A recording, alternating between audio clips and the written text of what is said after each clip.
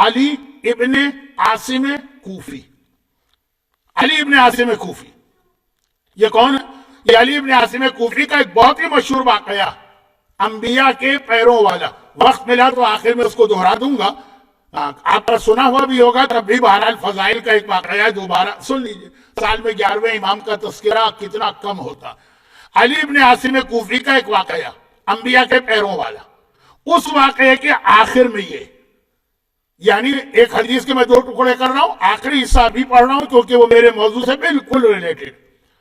کہ علی ابن عاصم کوفی کہتے ہیں کہ مولا یہ 11ویں امام کی زیارت کو گئے، 11ویں امام سے کہ ہاتھوں کو بوسہ دیا، پھر وہ معجزہ پیش آیا وہ پیروں والا، اور اس کے بعد کہا کہ مولا میں آپ کا شیعہ ہوں، پکا شیعہ ہوں، لیکن آپ دیکھ رہے ہیں کہ میں کتنا کمزور ہوں، بلکہ بعض روایتوں میں ہے کہ وہ نابینا تھے، میں آپ کی کوئی مدد نہیں کر پا رہا ہوں اپنے ہاتھ پیروں سے، لیکن میرے پاس 2 چیزیں ہیں، انہی پہ عمل کرتا ہوں. ایک آپ سے محبت ولایت، اور نمبر 2 آپ کے دشمنوں سے بیزاری.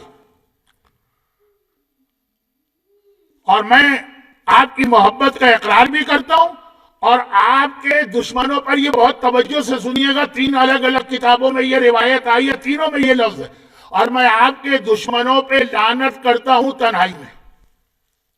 11ویں امام نے کہا کہ تم بہترین عمل کر رہے ہو، سنو، میں نے اپنے بابا سے سنا ہے اور انہوں نے رسول خدا سے کوٹ کیا.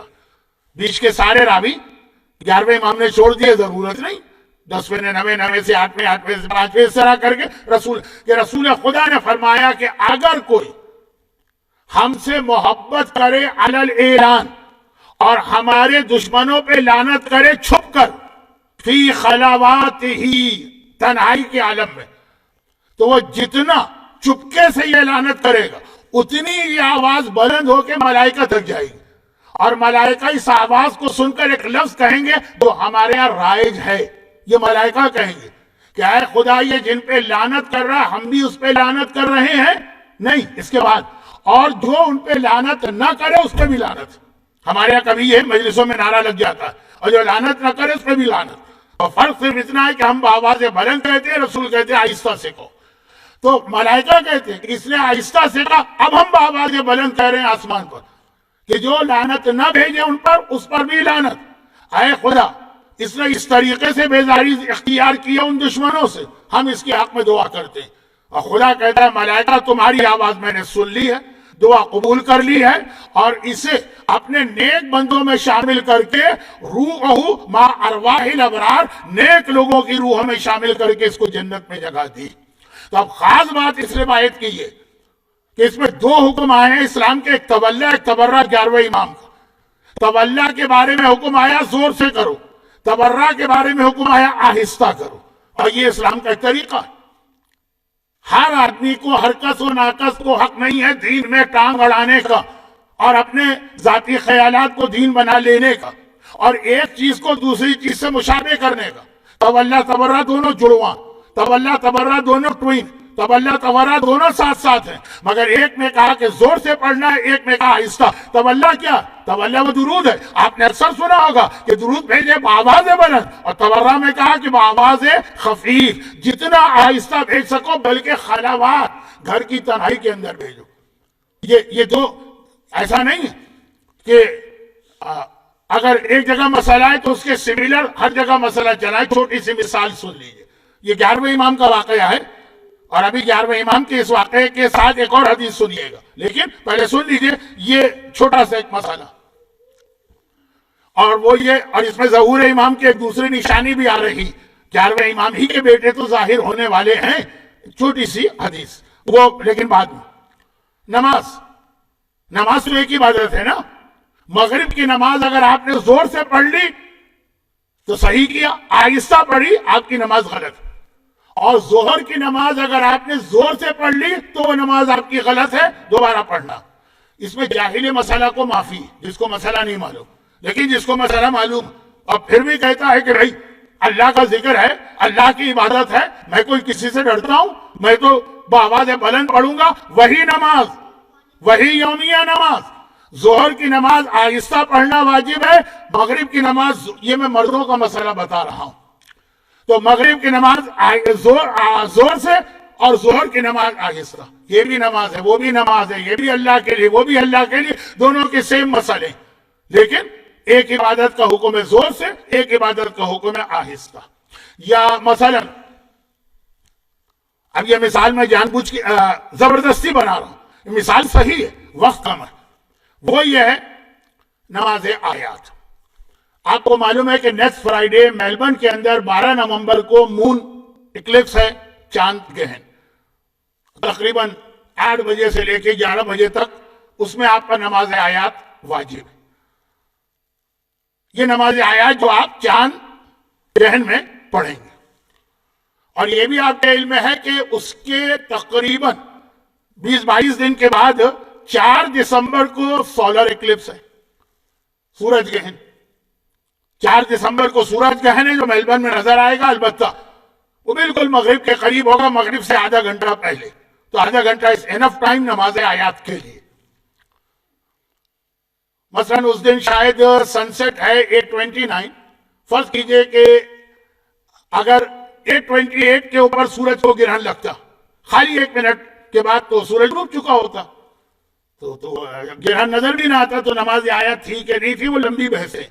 تو خلاصہ یہ ہے کہ نومبر میں بھی آپ کو نماز آیات پڑھنا ہے، دسمبر میں بھی، 12 نومبر نیکسٹ فرائیڈے اور 4 دسمبر۔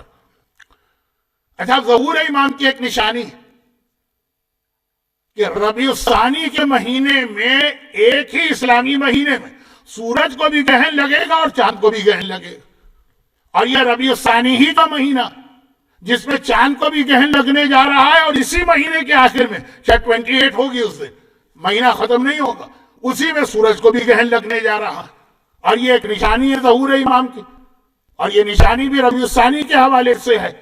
لیکن میں اس حماقت کا قائل نہیں ہوں کہ پھر بیٹھ کے میں ڈیٹ طے کروں گی بس اب امام آنے والے، یہ لاسٹ ربیع الثانی ہے، نشانی پوری ہو گئی۔ لیکن ایک نشانی ہے، معلومات کے لیے بھی اور ذرا انٹرسٹ کے لیے بھی، نماز آیات واجب ہے، نومبر کی 12 کو بھی اور دسمبر کی 4۔ یہ میلبرن والوں کی بات ہو رہی ہے، باقی شہروں کی کیا ٹائمنگ ہے، ایون آسٹریلیا کے مختلف شہروں کی کیا ٹائمنگ ہے، وہ میں بیان نہیں کر رہا ہوں، نہ میرے پاس وقت ہے۔ اب نماز آیات اور نماز یومیہ ایک ہی مسئلہ، نماز آیات میں بالکل الٹ ہے نماز یومیہ میں۔ روزانہ کی جو نماز ہے، کوئی بھی نماز ہو، یعنی روزانہ سے مطلب مغرب، عشاء، ظہر، عصر اور فجر، اس میں اگر کسی رکعت میں آپ 1 کے بجائے 2 رکوع کریں، 1 سے زیادہ، آپ کی نماز باطل ہے، کوئی طریقہ نہیں ہے یہ نماز کو بچانے کا، چاہے جان بوجھ کے یہ کام کریں، بھولے سے یہ کام کریں، آپ کو مسئلہ ہی نہیں پتا، نماز آپ کی گئی، سوائے نماز جماعت کے کہ جس میں اگر آپ نے امام سے پہلے سر اٹھا لیا، دوبارہ جانا ہے، اس کو چھوڑ دیجیے۔ روزانہ کی نماز کا ہی مسئلہ ہے نا کہ رکوع واجب رکنی، جس کے اندر بھول میں بھی معافی نہیں، لا علمی میں بھی معافی نہیں، نماز مغرب مثلا یا نماز عشاء۔ اور نماز آیات میں الٹا مسئلہ، اس میں اگر آپ نے صرف 1 رکوع کیا اور 1 سے زیادہ رکوع نہ کیے تو آپ کی نماز چلی گئی، کیونکہ اس میں ہر رکعت میں 5 رکوع ہے، وہی رکوع اللہ کے سامنے جھکنا، جیسا روایتوں میں ہے کہ انسان کی نماز کو اللہ نے تمام مخلوقات کی عبادتوں کا مجموعہ بنا دیا۔ یہ حدیثوں میں ہے کہ کچھ مخلوقات جیسے درخت سیدھے کھڑے ہوتے ہیں تو نماز میں سیدھا کھڑا ہونا، اور کچھ جانور ایسے ہیں کہ عالم رکوع میں ہوتے ہیں تو عالم رکوع میں۔ تو خیر بات لمبی ہو رہی ہے، رکوع اہم ترین عبادتوں میں سے ایک، اور یہاں ضمناً یہ بھی بتا دوں، سجدہ اللہ کے علاوہ کسی کے لیے جائز نہیں، نہ تعبدی نہ تعظیمی۔ تعبدی مانے اس کو معبود سمجھ کے، تعظیمی مانے اس کی بزرگی اور عظمت کو دیکھتے ہوئے، جائز نہیں۔ رکوع بھی اللہ کے علاوہ جائز نہیں۔ ہمارے بہت سے لوگ سلام کرتے ہوئے اتنا جھک جاتے ہیں، پرانے ڈراموں میں تو کبھی نظر آتا ہے کہ عالم پناہ جہاں پناہ وہ جھکا چلا جا رہا، لیکن عام زندگی میں بھی جائز نہیں۔ تو رکوع خالصتاً اللہ کے لیے عبادت ہے، مگر عام نمازوں میں 1 سے زیادہ رکوع کیا تو نماز گئی، اور نماز آیات میں اگر 1 رکوع کیا تو نماز گئی۔ عبادت ایک ہی ہے رکوع، یعنی عبادت ایک ہی ہے نماز، اس کا جز ایک ہی ہے یعنی رکوع، مگر یہاں کوئی حکم ہے وہاں تولا تورا تو دو الگ عبادتیں اگرچہ مل کے ایک بنتی. تولا بآواز بلند ہے، اسی لیے ہمارے ہمیشہ ہوتا ہے بآواز بلند درود بھیجے، اور تورا کے لیے خصوصیت کے ساتھ یہ حکم ہے کرو، نام لے کے بھی کرو لیکن آہستہ کرو. چنانچہ زیارت عاشورہ کے لیے حکم ہے آہستہ پڑھو، یہاں کوئی نہ ہو. دعائے صنم قریش آہستہ پڑھو.